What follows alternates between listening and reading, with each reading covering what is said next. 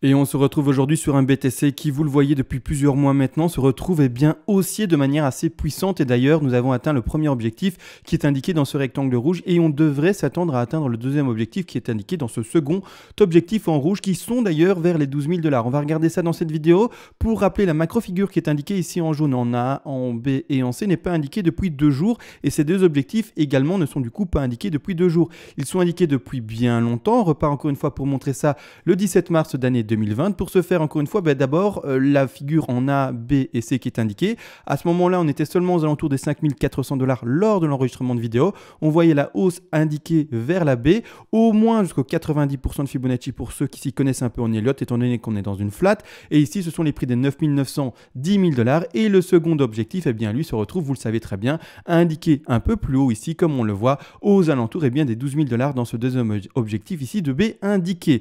Donc, pour le moment, tout se passe bien et d'ailleurs pour ma part j'attends normalement une hausse du BTC pour atteindre ce deuxième objectif. Malgré tout c'est un peu plus complexe que juste dire je m'attends à ça, il y a des plans de trading à mettre en place, voir également la fluctuation du prix, du RSI etc, les décomptes possibles, c'est quelque chose un peu plus complexe que juste dire on devrait monter jusqu'à, d'accord, c'est comme vous le savez de l'analyse technique et non pas de la lecture d'avenir. N'empêche, avant de commencer l'analyse encore et toujours, vous le savez, on va faire une toute petite intro.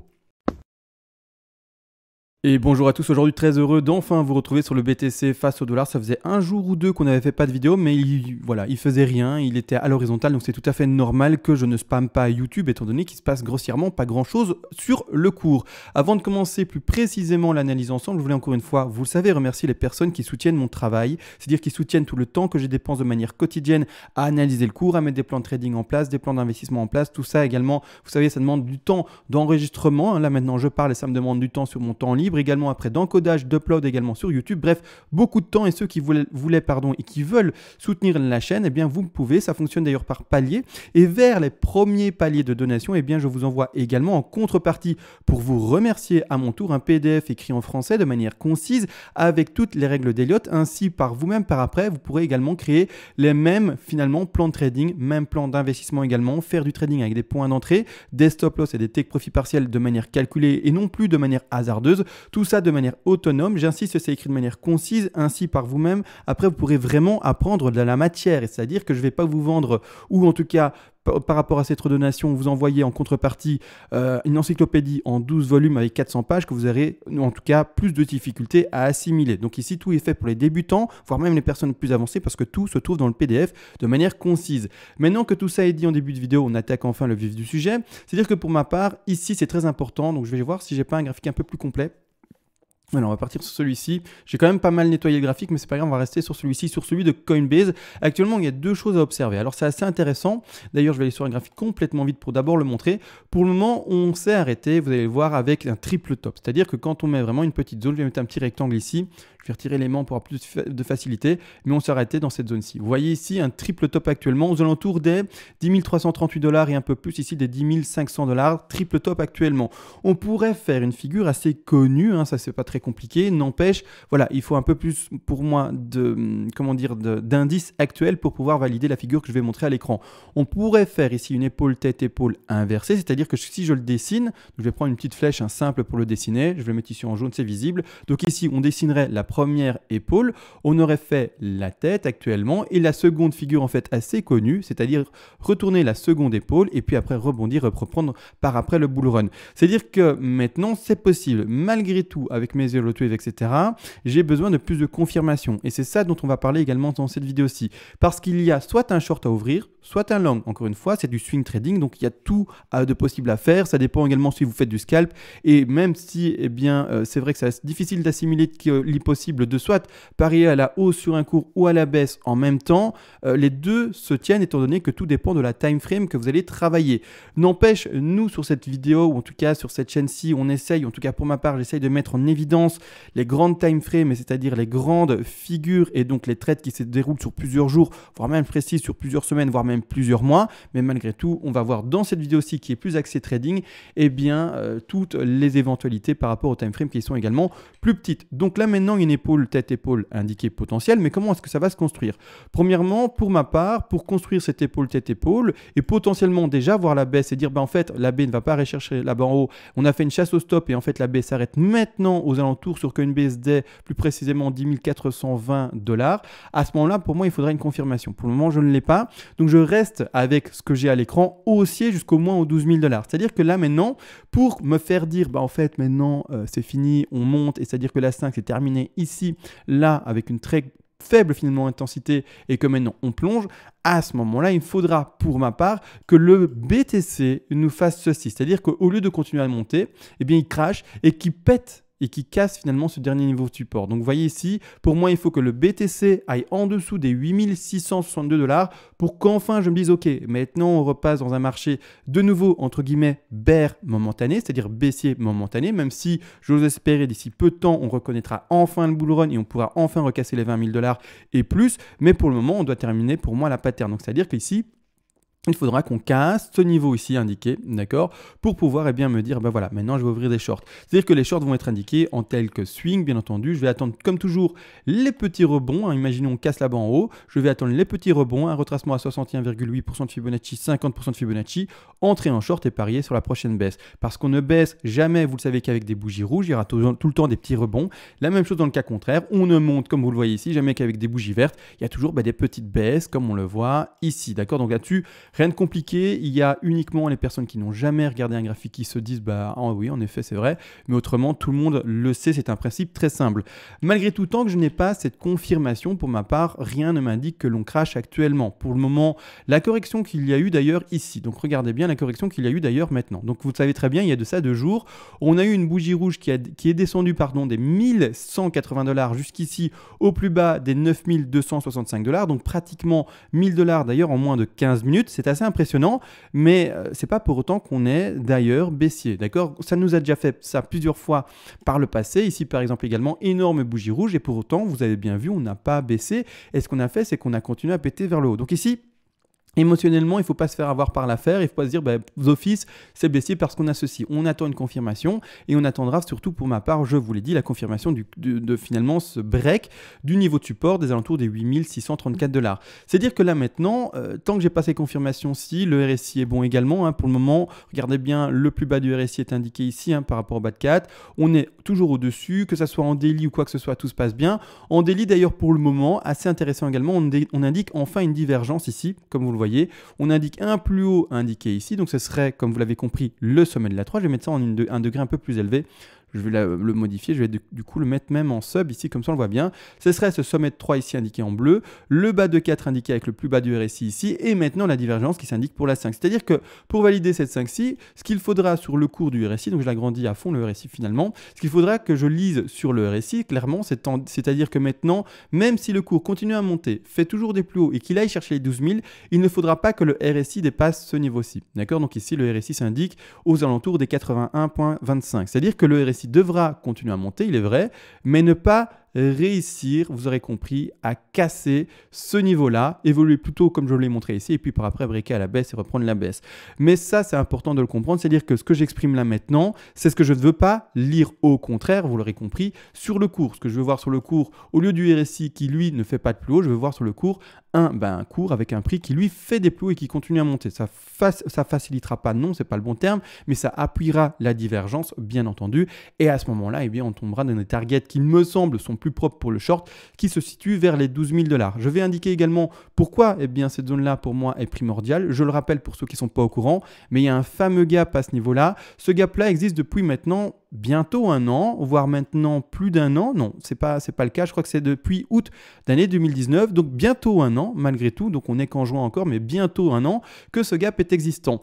Les personnes qui ne savent pas ce qu'est un gap, c'est pas très compliqué en fait. Un gap, encore une fois, je le rappelle parce que je sais que tous les jours je suis suivi par des nouveaux, et c'est-à-dire que je dois le rappeler. Mais un gap, c'est un cours, ou en tout cas un creux, qui se retrouve dans le cours des futurs. Donc ici, comme vous le voyez, il y en a plusieurs sur le cours. Il y en a un ici, un creux, il y a un creux ici, et il faut le savoir qu'il y a plusieurs gaps qui existent, c'est-à-dire gap commun, gap de retournement, gap de continuité, gap de renversement, bref, il y a plusieurs gaps, et qu'ici actuellement, on a un gap à l'écran qui se situe là.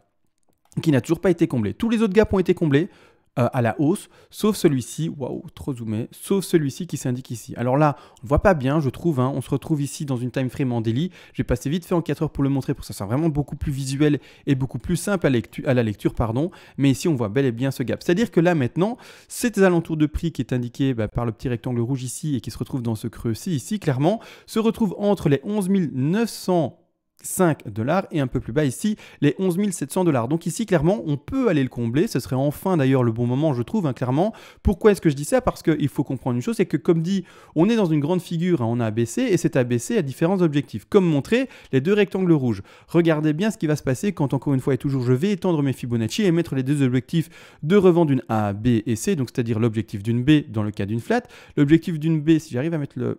Ah, je vais pas y arriver, je vais repasser en daily. Hop, ici, en fait, quand on est dans une time frame trop petite, eh bien, c'est super difficile de placer en fait l'ancrage, on va dire, des points de Fibo. C'est-à-dire qu'ici, clairement, il faut comprendre que le premier objectif à atteindre, et donc de short potentiel pour ceux qui font du trade en swing, était les 9800, même pas en fait, c'est un peu plus haut ici, les 9921 $. Et le second objectif pour la B, eh bien, c'est ici. Ah, j'ai bougé ce qu'il fallait pas. Je voulais prendre la B, hop.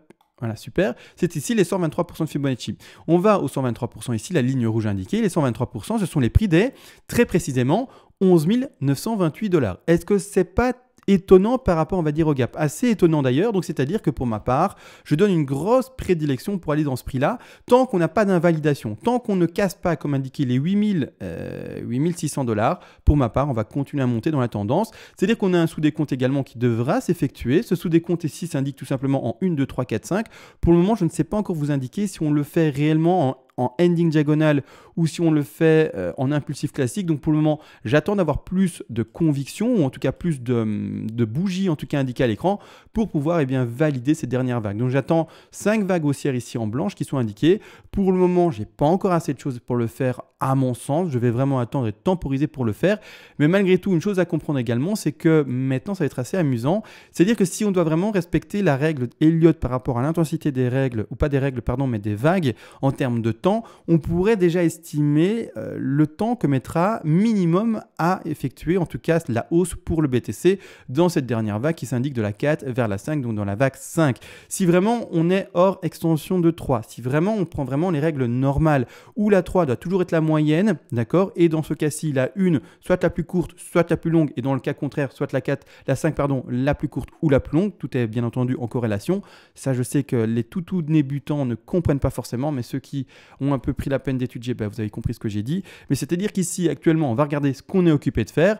On a indiqué actuellement une qui fait ce temps, bien entendu, pris par rapport à la ligne que j'ai indiquée ici en bas. On regarde le temps qu'a mis pour la 3 de développement, c'est-à-dire que la 3 a mis plus de temps que la 1. Et si on part de ce contexte-ci, sans prendre en compte que la 3 serait peut-être en extension, pour ma part, elle n'a pas l'air en extension, pour ma part, elle a l'air tout à fait normale, elle ne semble pas vraiment beaucoup plus grande en termes de temps, attention, par rapport à la 1. Donc, on va répondre à cette règle qui est ici, comme la 3 est toujours la moyenne, que la 1 ici est plus courte que la 3, on va partir sur une 5 qui sera plus longue, bien entendu, que la 1. Et surtout, que la 3 dans ce cas-ci. Donc, on pourrait voir la hausse et donc le suivi de cette 5-ci s'étendre jusqu'à minimum 15 juin de cette année-ci. Donc là, maintenant, actuellement, on va temporiser, on va laisser le BTC monter s'il doit bel et bien monter. Regardez, bien entendu, l'évolution de cette 5-ci. Tous les jours, normalement, en tout cas, je vais l'essayer tant qu'il y a des choses à dire. S'il n'y a rien à dire, on ne dira pas, bien entendu.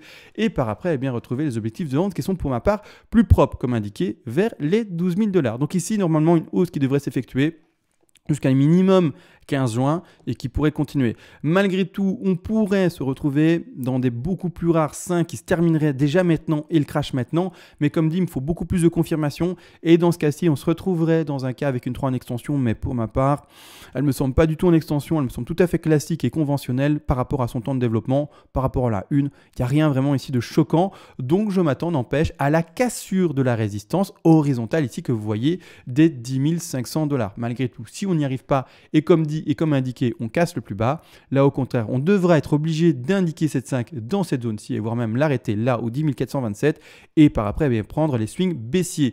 N'oubliez pas également les objectifs baissiers.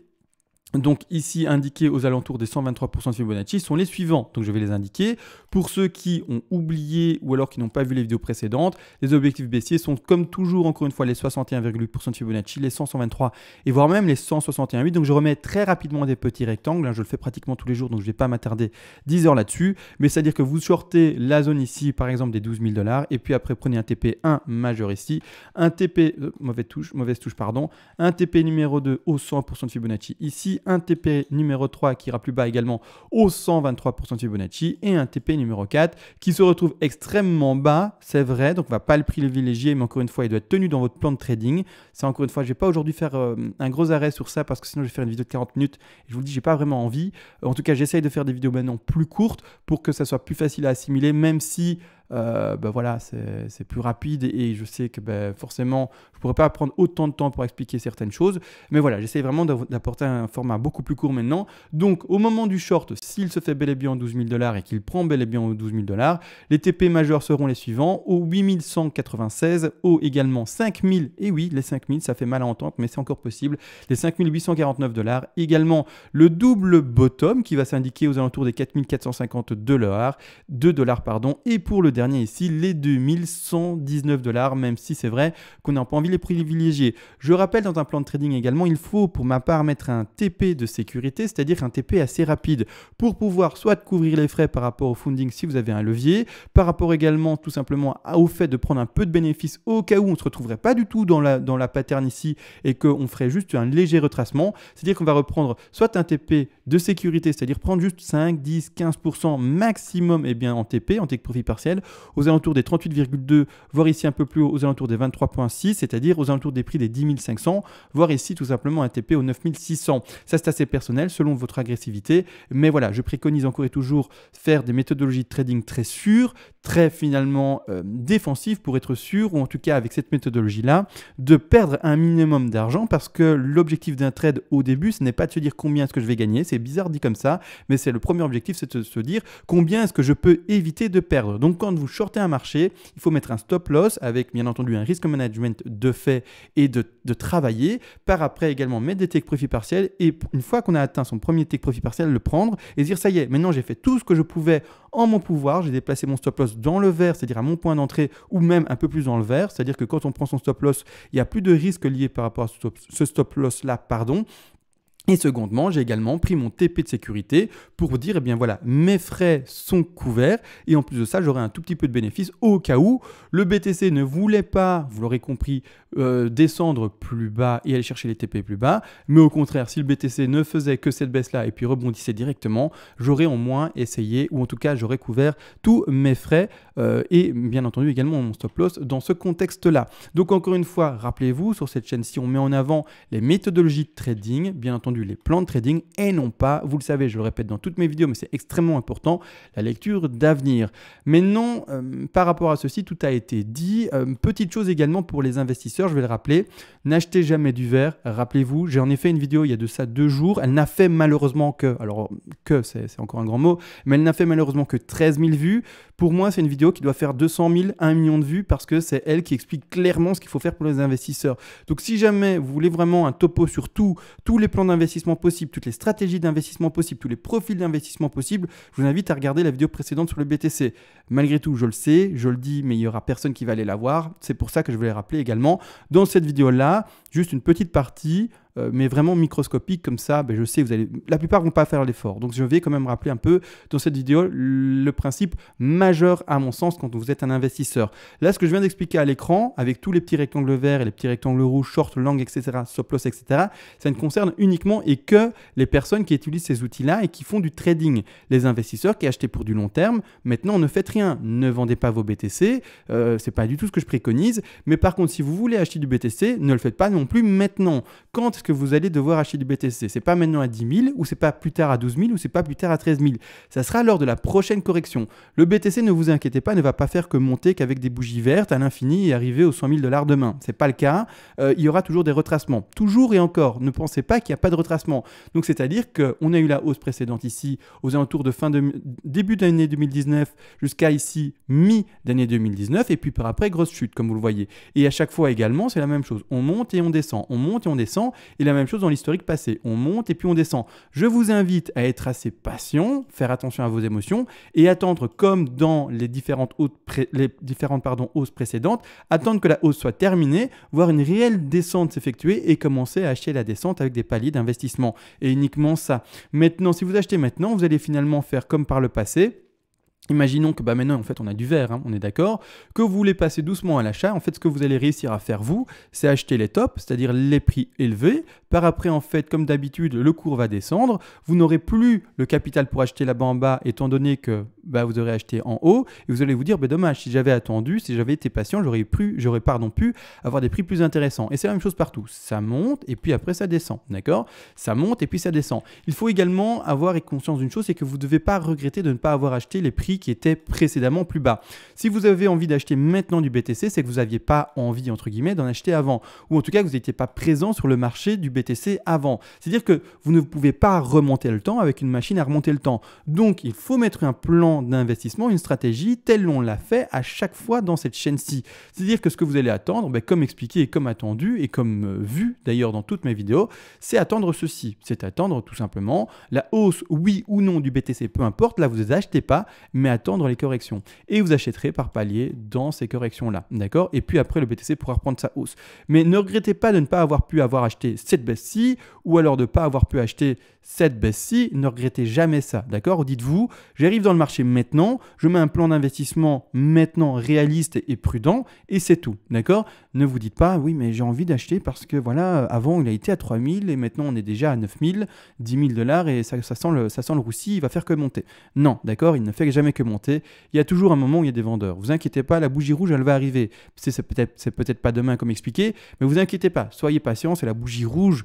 Et quand elle se fera, vous direz, purée, j'ai bien fait d'attendre. Bon, voilà, ça c'est vraiment le minimum que je peux expliquer pour l'investissement. Si vous voulez vraiment beaucoup plus, regardez juste la vidéo d'il y a 2 jours qui s'intitule je sais plus comment, mais faites ça, vraiment, en tout cas, c'est vraiment le meilleur des conseils que je peux vous expliquer. Je donne plein d'outils, plein de conseils très simples, mais que malheureusement, les choses plus simples sont parfois pas du tout appliquées. Et donc voilà. Bon, peu importe. Aujourd'hui, on aura tout dit. C'est une vidéo assez courte, en tout cas, que j'ai essayé de faire assez courte. Je vais regarder après le chrono, en tout cas lors du montage, à combien de temps je suis. Mais j'essaie de tabler sur un 10 minutes. Ça m'étonnerait que je sois à 20. Ça m'étonnerait, je vais regarder. Allez, je vais parier sur un 15 minutes. Allez, on verra combien ça dure vraiment. Mais voilà, je vais tabler sur un 15 minutes. J'ai pas l'impression d'avoir parlé beaucoup plus. Sur ce, on va se laisser. Et d'ailleurs, demain, c'est vrai, je vais montrer le plan boule. C'est-à-dire qu'on est toujours sur le même plan. Il ne va pas changer. Mais je vais dézoomer et montrer le plan boule et expliquer pourquoi maintenant également, pour moi, c'est la dernière vague de baisse. C'est-à-dire que cette correction-ci, c'est la dernière. Après, ça sera bull run. C'est-à-dire qu'enfin, on sera de nouveau dans la tendance haussière que l'on pourra reconnaître et qu'on aura pu connaître déjà précédemment, qui se reconnaît ici. D'accord? Pour moi, on va commencer ça. On ne l'a pas encore commencé, mais on va commencer cette phase-ci à l'écran, d'accord, d'ici très peu de temps. Et je vais en parler demain. D'accord? Sur ce, on se laisse, comme dit. On se voit d'ailleurs demain. Et sur ce, une bonne soirée à tous et ciao!